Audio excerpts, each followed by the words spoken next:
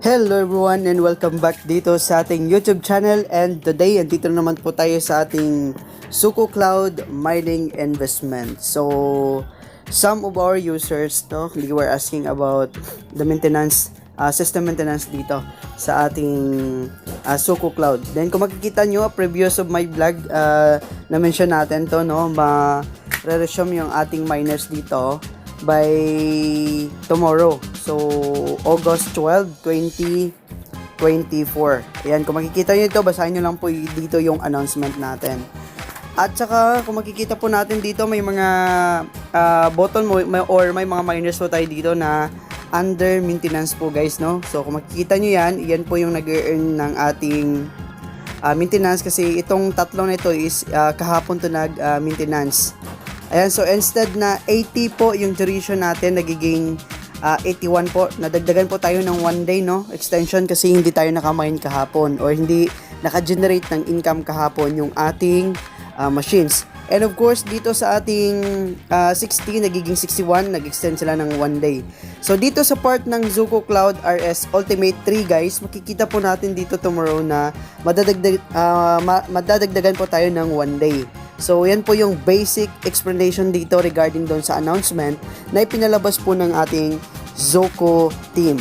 So, ayan guys, kung makikita po natin dito, lahat po ng machines natin is under maintenance. Then, double check nyo bukas. Kapag kung ang duration nyo is 80, then madadagdagan tayo ng 81. So, ganun pa din yung ating mga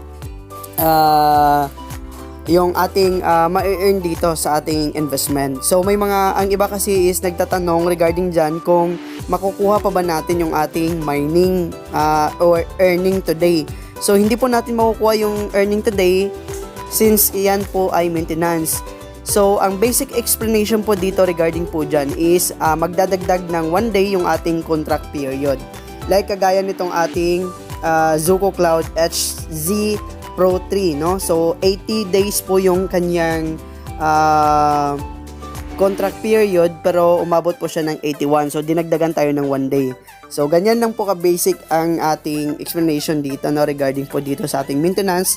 Then yung mga iba kasi they were asking about tawag dito, yung earnings, Wala po tayong earnings, inuulit ko po, Wala po tayong earnings kapag kung under maintenance po yung ating machines. So, ang purpose po ng ating pag-maintenance dito sa Suko Cloud mining na ito is para pahusayin yung ating system, Para makikita natin yung quality ng ating system, and of course, makikita natin yung performance ng system natin to earn more money. So, ganyan lang po dito yung update sa ating Suko Cloud. So, yan lang muna yung latest update dito sa ating account, guys.